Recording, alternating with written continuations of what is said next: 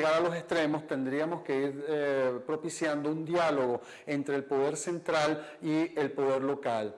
El poder local ha estado disminuido en Venezuela en la medida, y tiene que ver con la Venezuela petrolera, ¿no? Es decir, a pesar de que nos pueda parecer un planteamiento estrictamente político, no, está vinculado, porque ¿qué permitió la Venezuela petrolera? El fortalecimiento del poder central. Desde el 50-50 famoso de los años 40, cuando las transnacionales repartían las ganancias en un 50% con el gobierno central, de allí para adelante es el gobierno central que se ha fortalecido, y los gobiernos locales esperan de la dádiva de un situado constitucional, ¿verdad?, o peleando un situado constitucional, y ahora en una situación aún más, si se quiere,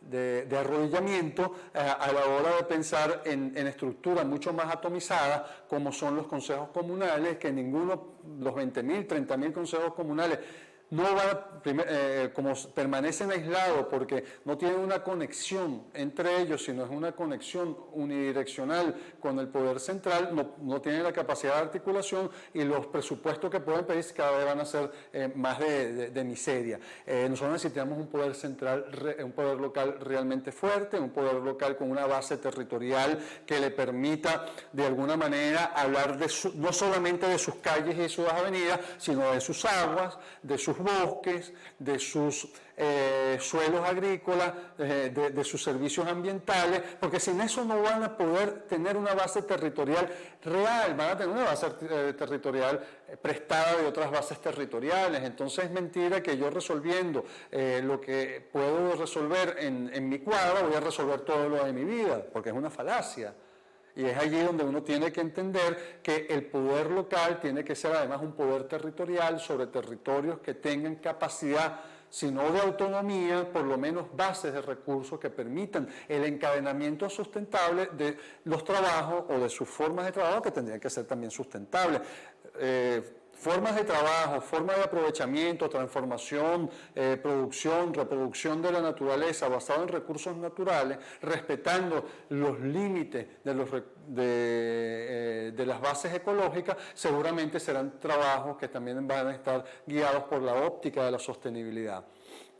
La Organización Mundial del Trabajo, la Internacional del Trabajo, la OIT, viene planteando el problema del trabajo sostenible como un problema a resolver, y dice que hay trabajos que van a permanecer en el basurero de la historia, como son todos los trabajos que tienen que ver con el extractivismo minero, que ellos no están propiciando generación de nuevos puestos de empleo en la minería o en el petróleo. Ellos dicen que el futuro los vislumbran con trabajo que sea duradero, respondiendo a las posibilidades de aprovechamiento permanente de las bases materiales de recursos.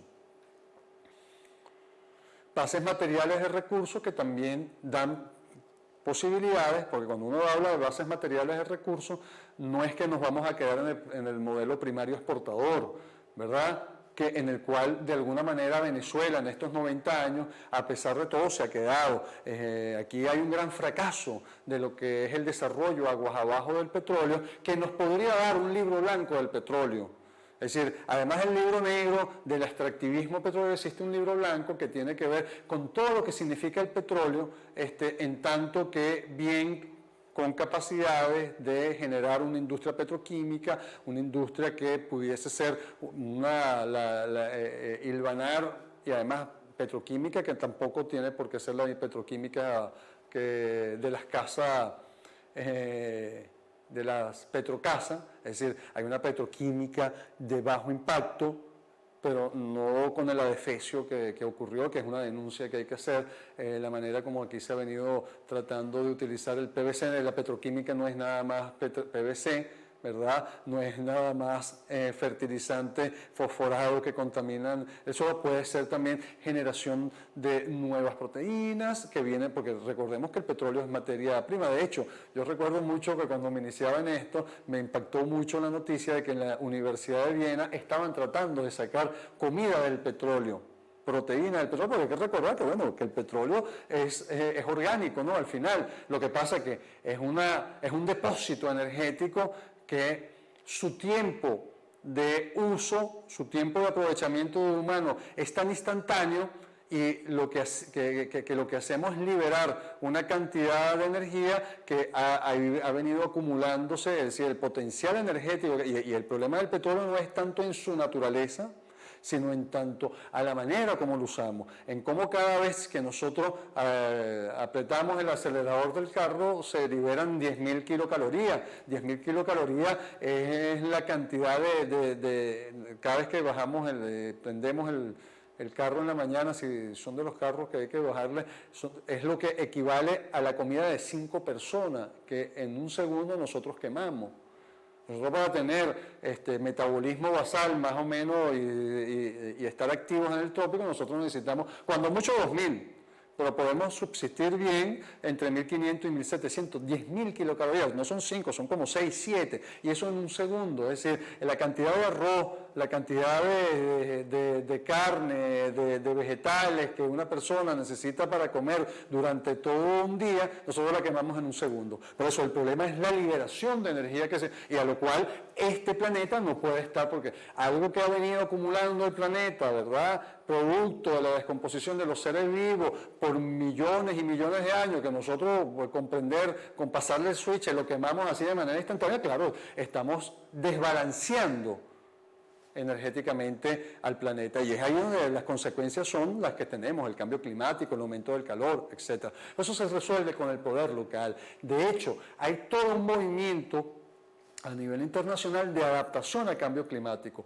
frente a las limitaciones que están mostrando o la velocidad con la que muchos quisiésemos que los de acuerdos a nivel de los gobiernos nacionales, está la adaptación al cambio climático, que es una expresión, si se quiere, de la comunidad expresada en sus municipalidades para mejorar su desempeño con respecto a lo que sí va a significar un planeta más caliente, con fenómenos extremos más encaminados. Fíjense ustedes que aquí en Venezuela este año pasamos del Niño inmediatamente, prácticamente por lo que está ocurriendo en el norte del país, a la Niña, cosa que anteriormente uno tendría que esperar unos 18 meses, pasamos prácticamente instantáneamente. El mes de septiembre y agosto tienden a ser 30% más lluvioso que los meses de agosto y septiembre del año pasado. Eso quiere decir que estamos ante... Y el mes de agosto y septiembre del año pasado, recuerden que fue lluvioso, porque el problema de la sequía realmente se presentó en los meses de sequía, en noviembre, diciembre, que fueron más secos de lo que comúnmente, pero los meses de agosto y septiembre no fueron tan secos. Nosotros no estamos pasando, y eso sí es cambio climático. Eso sí es una expresión de lo que está ocurriendo con la modificación de nuestros patrones de comportamiento, y eso lo tenemos que ver con el clima, pero hay manera desde lo local de enfrentarlo. Usted, señor, si quiere o señora, si quiere participar dentro de esta gran acometida del Banco Climático, en lugar de ir a la panadería en su carro, que le queda 2 o 3 cuadras, trata de irse caminando, evitando horas que puedan ser de inseguridad, etcétera, para que no lo asalten, que eso es un problema grave que tenemos, pero si va una hora traficada, con tráfico en la vía, seguramente trate de ir sin su celular, sobre todo si son celulares muy costosos, trate de quitarse collares, pero vaya, y está participando, y eso es una manera de participar. Insista si participa en consejo comunal, para que no lo haga usted solo, sino también sus vecinos, y si participa en asociaciones de vecinos igual, y si tiene chance de ir al consejo municipal, insista en el consejo municipal que se haga una campaña para el uso. Si usted tiene un hijo estudiando lejos de su casa, trate de ubicarlo cerca del colegio de su casa. Si el colegio de su casa usted considera que es malo, haga todo lo posible para que mejore, porque el problema no es que llevando a mi hijo a un buen colegio es que yo voy a resolver el problema de la educación en el país.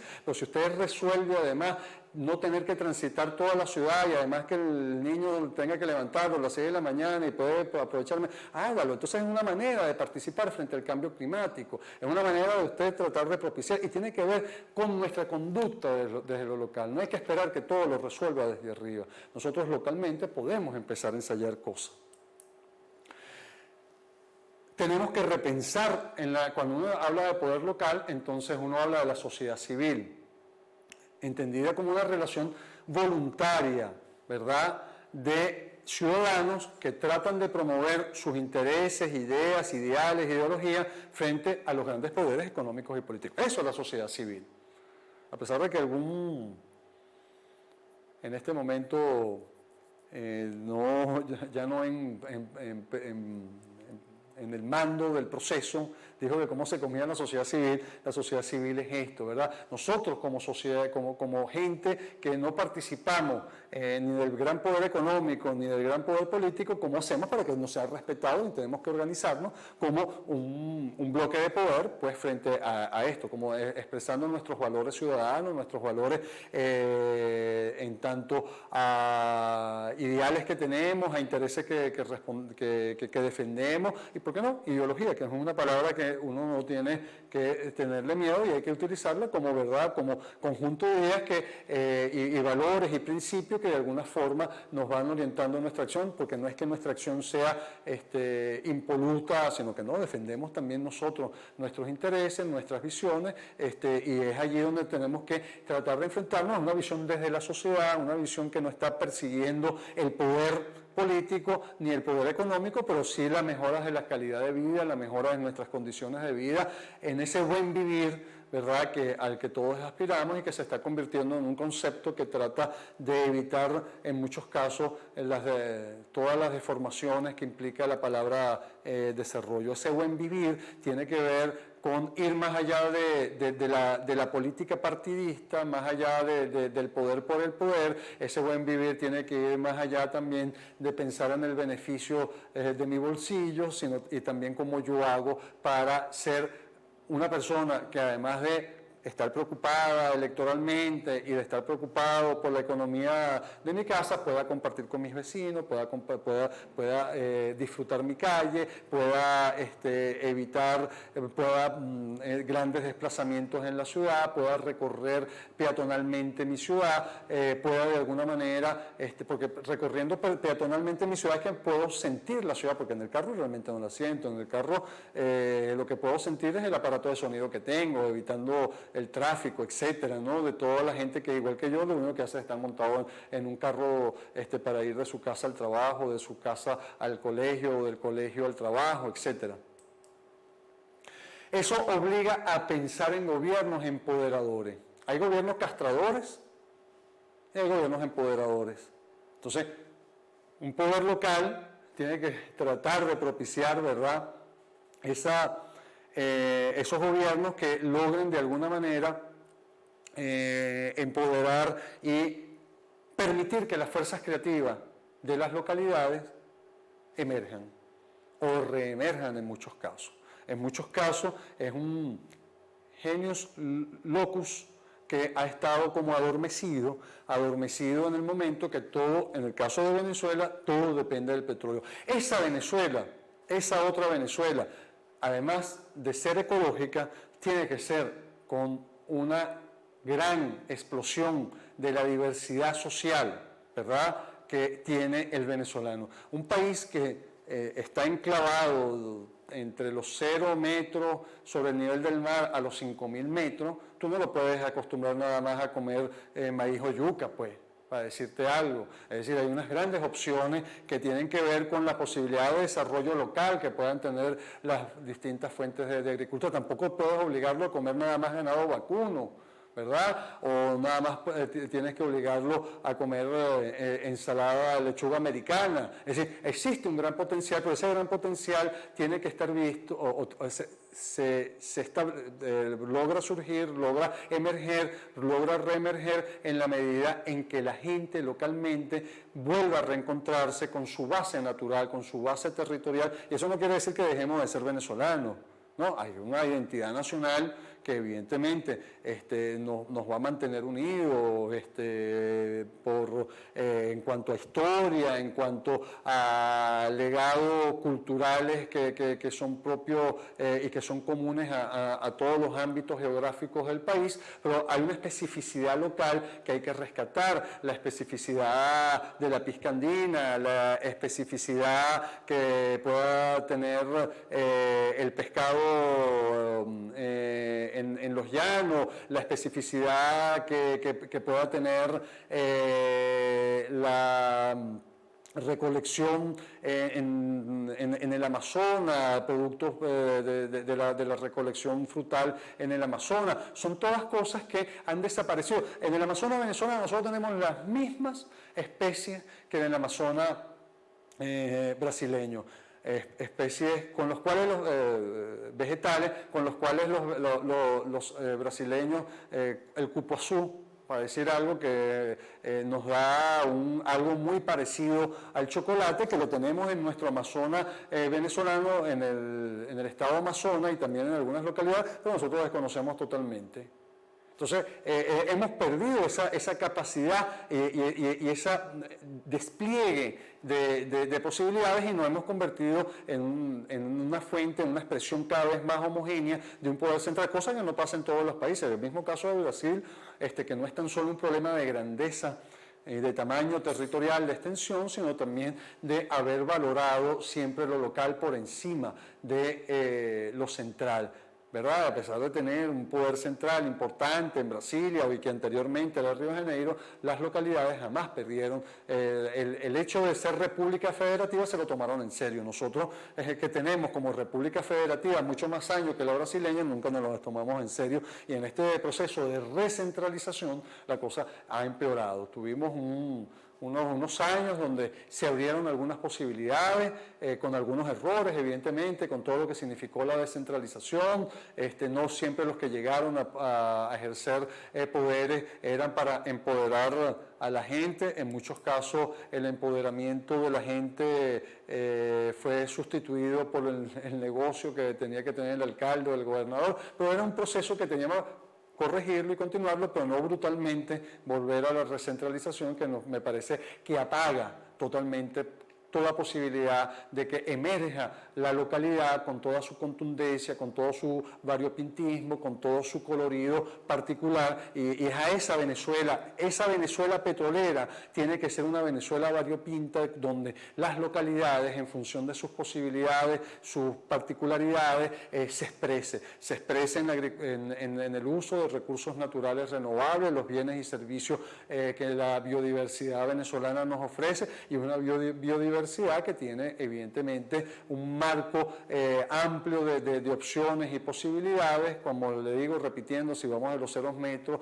hasta los 5.000 metros. Todas las posibilidades del mundo las tenemos, todas las oportunidades del mundo las tenemos. El grave problema es que tenemos que superar la visión rentista petrolera que nos ha acompañado en estos 80 años, pero esa Venezuela está, esa Venezuela es posible, esa Venezuela la tenemos ahí, esa Venezuela hay que empezar a fortalecerla difundiéndola.